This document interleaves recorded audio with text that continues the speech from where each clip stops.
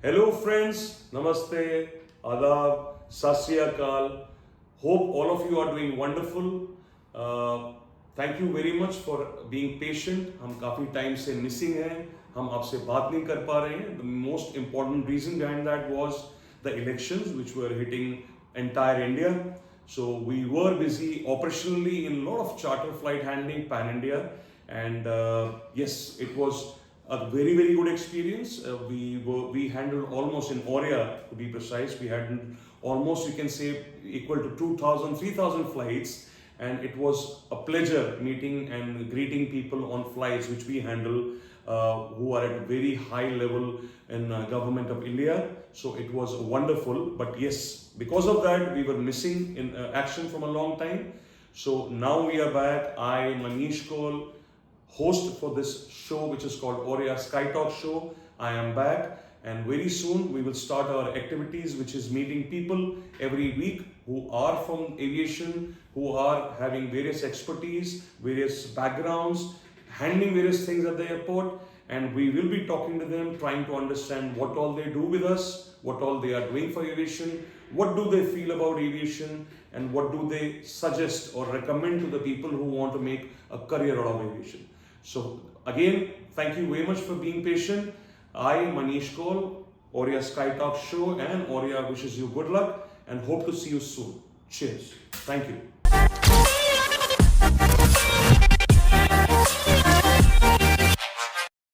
Hello, friends. Welcome back to Oria Sky Talk Show. I'm your host, Manish Kaul, as usual. I'm with Oria as Director of Operations, and today we have with us Mr. Rishabh. He is in aviation from last 10 years, and now from last 2 years he's in Oria. He is specialized in handling charter aircrafts in various parts of India, and he's been one of the core members of Oria when it started operations in charter. So today we will be talking to him a bit more in depth, knowing about him and what all he has done to get more clarity on things. Rishabh, नमस्कार, आपका बहुत बहुत स्वागत है हमारे show में. आपसे हम ये जानना चाहेंगे कि आपका करियर कैसे शुरू हुआ और आप एविएशन में कैसे कूदे बेसिकली. सर, मैं कुछ दिन पहले गांव में था. गांव के अंदर ऐसा था कि गांव के अंदर मैं गांव के बाद में फिर मैंने एक इंटरव्यू दिया इन सिल्वर जुबली के अंदर. जी. सिल्वर जुबली में मैं ज्वाइन किया था 2014 के अंदर. सिल्वर जुबली क्या है? ये ग्राउंड हैंडलिंग कंपनी है इन पुणे में. ये पुणे बेस्ड कंपनी है. पुणे के अंदर मैं ज्वाइन किया. उनके साथ में फिर मैंने 2 ईयर कंप्लीट किया.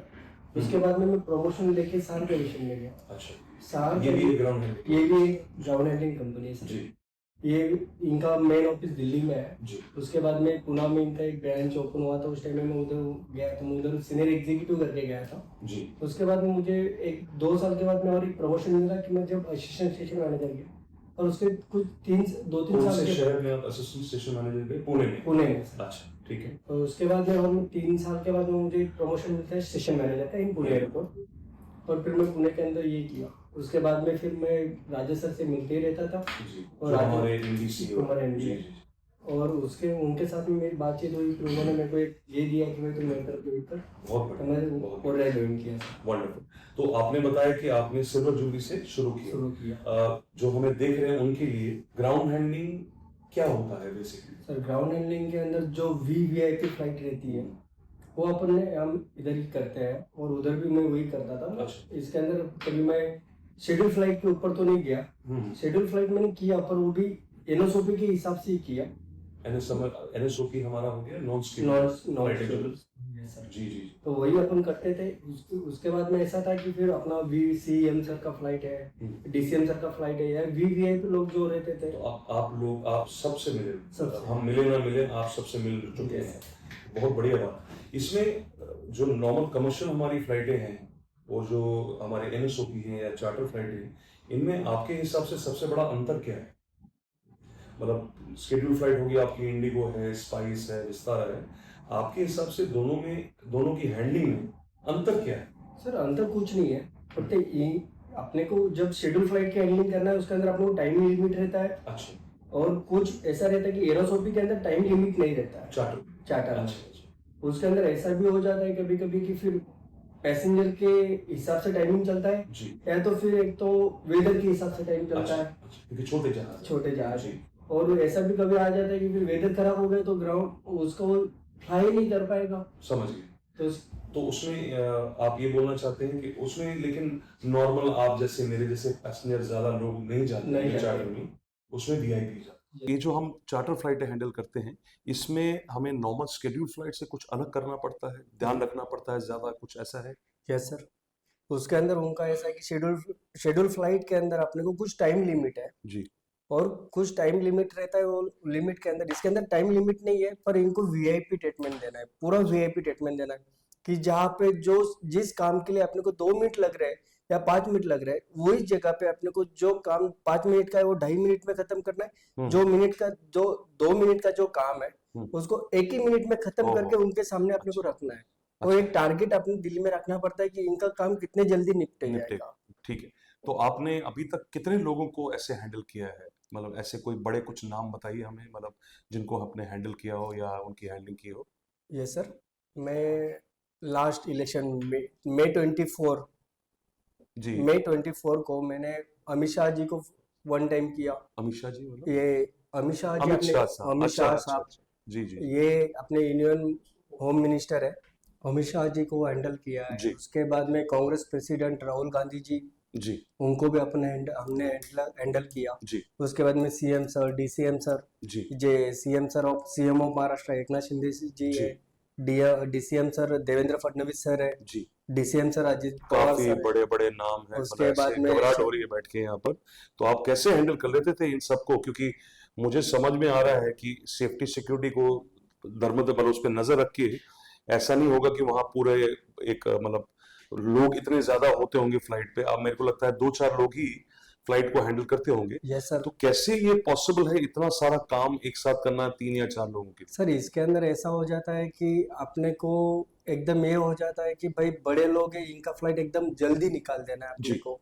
तो बहुत जल्दी के हिसाब से बोला तो उनका सिक्योरिटी के अंदर बोला तो फिर पुलिस लोग जो रहते जी हैं, जी जो लोकल पुलिस है उनसे टाइप कर लो थोड़ा। जी उनके है तो फिर उनके जो है इंडियन गवर्नमेंट के जो कुछ आ रहे हैं, जी एसपीजी वगैरह आ रहे हैं, उनसे टाइप कर लो जी। कि सर हमारा ऐसा ऐसा शेड्यूल रहेगा, इसके अंदर हमको थोड़ा बहुत हाँ आप भी हेल्प कर दो, हम भी आपको क्योंकि हेल्प जरूरी कर देंगे बहुत सर। बढ़िया। तो आपका इसके हिसाब से पीआर जो है बहुत अच्छा बन गया होगा। Yes sir.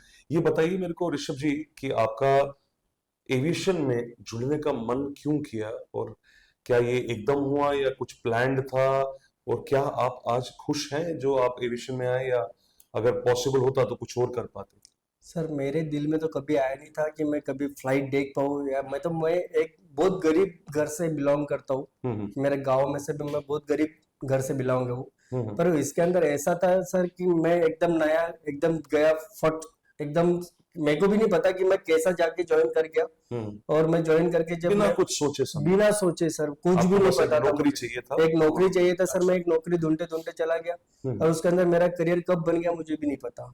और इसमें मेहनत तो आपकी लगी होगी यस सर। आपका। और आपका जब शुरुआत हुआ करियर का, आप कितने पढ़े लिखे थे? सर मैं उस टाइम में बीएससी एपीआर था। बीएससी अपीयर थे एपीआर। फर्स्ट ईयर में? Yes sir, first year. First year तो सर। कहा जाए तो आप एक 10+2 12वीं यस पास सर। थे और आपको एविएशन में एंट्री मिल गई। यस तो आप अगर पिछले 10 साल को अगर देखते हैं, तो आपका ये पूरा जो 10 साल रहा है एविएशन में, कैसा रहा है? क्या सीखा है आपने? और आपके हिसाब से क्या कुछ अलग हो सकता था अगर आपको दोबारा एक मौका दिया जाए एविएशन में जाने का? सर मौका तो इसके अंदर लाइफ स्टार्ट जब होती है तो एंड कब होती नहीं है। इसके अंदर एविएशन ऐसी चीज है सर कि ये एविएशन के अंदर लाइफ कभी एंड ही नहीं होगी। जब तक आपका खुद का एंड नहीं हो जाता, जब तक लाइफ बहुत बढ़िया। एंड नहीं होने वाला है सर बहुत इसमें। पर इसमें ऐसा भी आ जाता है कि जब तक तुम सीखते जाओगे उतने आप आगे एक बड़े पोस्ट पे जाके तुम रुकोगे। आपका ड्रीम क्या है? आप क्या आगे अपने आप को 5 साल बाद कहाँ देखते हैं? आप किसी कंपनी से जुड़े रहना चाहते हैं या अपना कुछ करना चाहते हैं? क्या ड्रीम है आपका? देखो सर, कंपनी के तरफ से अपन कोई कंपनी की तरफ से अपन जब कुछ ये कर रहे हैं, जिस कंपनी को अपन बढ़ाने का सोच रहे हैं उस कंपनी की तरफ से भी अपने को कुछ सपोर्ट मिल जाए तो अपन कंपनी भी बढ़ जाएगी और अपन खुद भी बढ़ बहुत जाएंगे बढ़िया, सर। बहुत बढ़िया। तो आपको लगता है कि आप एक राइट प्लेटफॉर्म पे हैं, ओरिया में आप काम कर रहे हैं, आपको एक अच्छा बेस नींव मिला हुआ है जिसपे आप आगे बढ़ के अपने आप को एक अच्छी पोजीशन पे देखते हैं, और ओरिया को भी किसी और पोजीशन में देखते हैं आज से 5 साल बाद? Yes sir, very good. एकदम। अभी आपको तो ऐसा क्यों हमारा लगता है? एक ड्रीम है कि जो मेरा एक एयरपोर्ट का जिस पे मैं काम कर रहा हूँ ओरिया के साथ में, जी वो हो जाए तो मैं ओर्रे को भी एक बड़े लेवल पे देखूंगा, और मैं भी ओर्रे के साथ में मैं भी एक बड़े लेवल पे जाऊंगा। समझ गए। ये जो वीआईपीज हम हैंडल करते हैं ऋषभ जी, इसमें सेफ्टी सिक्योरिटी सबसे ऊपर है। Yes sir. इसमें अगर अगर ऐसे एक एज ए लेमैन अगर आपसे बाहर से कोई पूछे और आपको ये बोले कि ऋषभ जी आप टाइम कम लीजिए, सेफ्टी सिक्योरिटी छोड़ दीजिए, कोई बात नहीं, एक आध दिन थोड़ा कम देखेंगे, लेकिन जहाज को टाइम से पहले निकाल डाल, लेकिन उसका मतलब ये हो कि हम कॉम्प्रोमाइज करें सेफ्टी सिक्योरिटी में, क्या आप इसके लिए अग्री हैं या डिसएग्री करते हैं? सर मैं इस पे एग्री कभी नहीं होगा जी सबसे पहले पैसेंजर की सेफ्टी, जी एयरक्राफ्ट सेफ्टी, जी। उसके बाद में अपने खुद की सेफ्टी। अगर पैसेंजर ही बोल रहा है आप एक काम करिए 10 मिनट में जहाज निकालिए, छोड़िए सेफ्टी सिक्योरिटी क्या करना है, हम बड़े लोग हैं,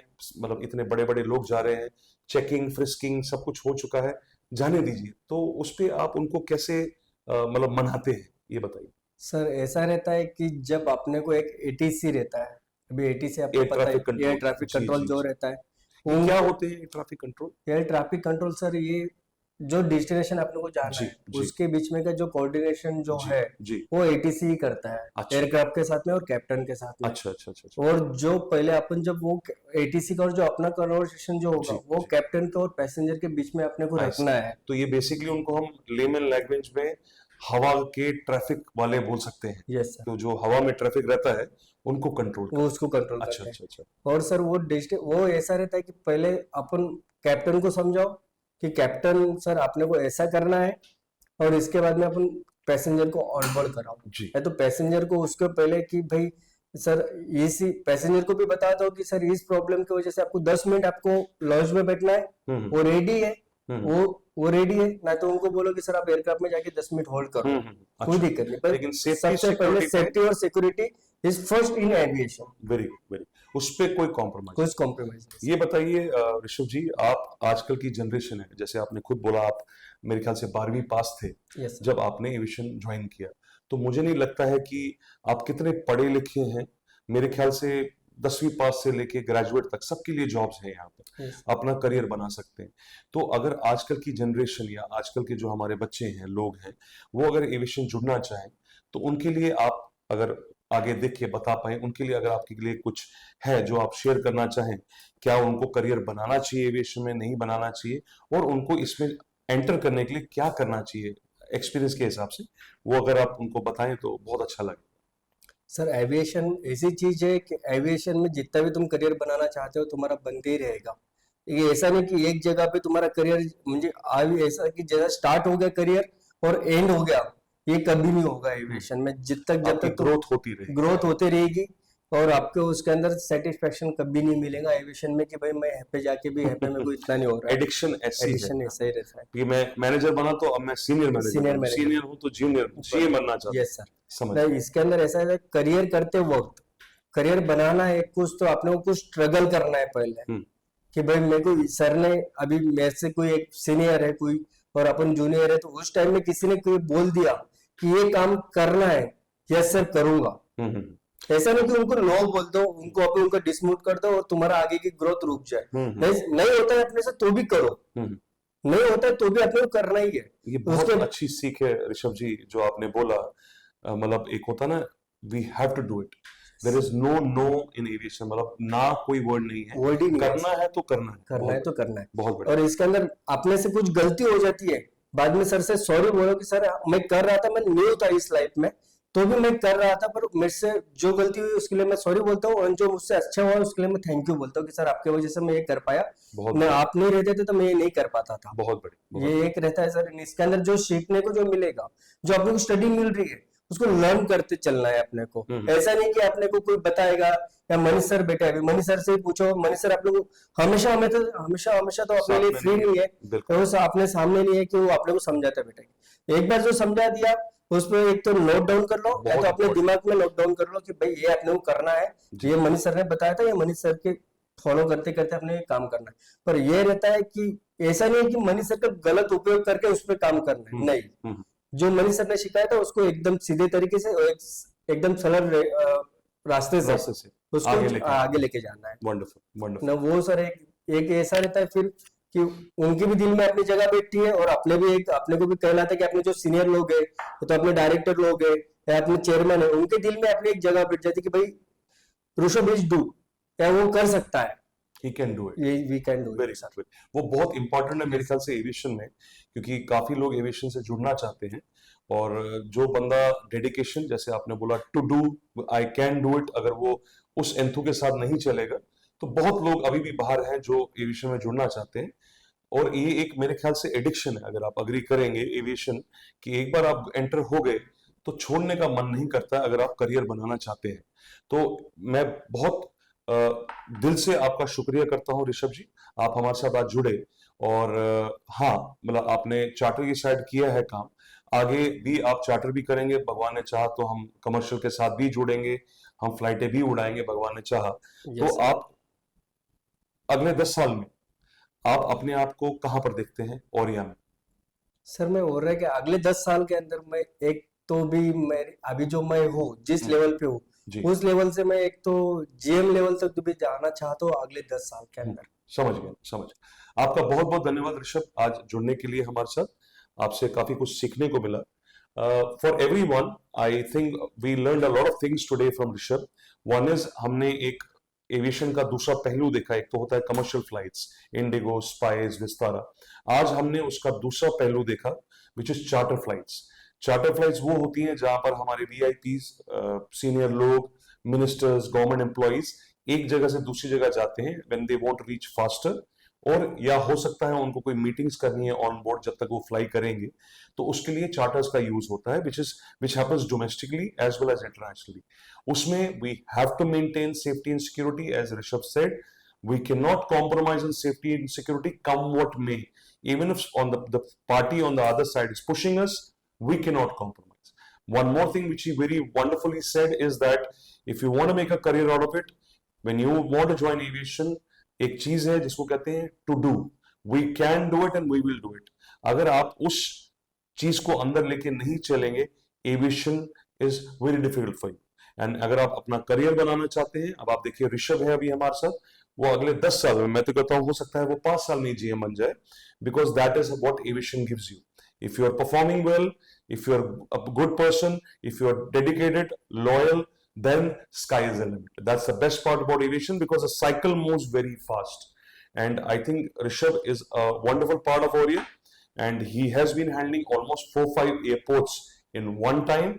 So he keeps traveling and shuffling between one airport and another, and he handles charters, and I can proudly say that he's one of the best Oriya has, because he knows what a VIP wants, what a charter flight needs, be it safety, security, flight, catering, how to handle our clients, how to handle our guests. Because what happens is when we handling a commercial flight, in commercial you have 100 plus people, maybe less because if you're handling a small aircraft, but उसमें जो हमारे VIP है वो भी उसका एक part हो जाते हैं। लेकिन जब आप चार्टर फ्लाइट कर रहे हैं, आपका फोकस ही उन्हीं 5, 8, 10, 15 लोगों पे है जो ट्रैवल कर रहे हैं, तो उनको हैंडल करना थोड़ा सा कभी कभी मुश्किल हो जाता है, बिकॉज वो जो बंदे हैं वो आपसे कुछ और ज्यादा एक्सपेक्ट करते हैं, because they have paid more than a normal commercial flight. तो उस टाइम पे आपको उनको कैसे हैंडल करना है, फ्लाइट डिलेड है, बैड वेदर हो गया, तो उनके साथ आपको एक रेपो बना के रखना है, आपको उनके साथ इंटरेक्शन करते रहना है। वो चीजें ये सारी जो है चार्टर में इन्वॉल्व होती है, जो थोड़ा सा मैं बोलूंगा कमर्शियल से डिफरेंट होती है। But Rishabh, as he discussed, we have to be more careful, and we have to ensure that the people who are going with us or traveling with us in charter had handled slightly better. So with this note, I want to thank Rishabh again. Thank you, Rishabh. You were wonderful, and we came to know and we understood charter a bit more deeply, and this was the agenda for today: how to handle charters, what all is behind it, and what type of people are working. So with that, I will say goodbye to you. Thank you for Manish, Rishabh, and Oriya Sky Talk Show. I will see you soon. Cheers. Thank you.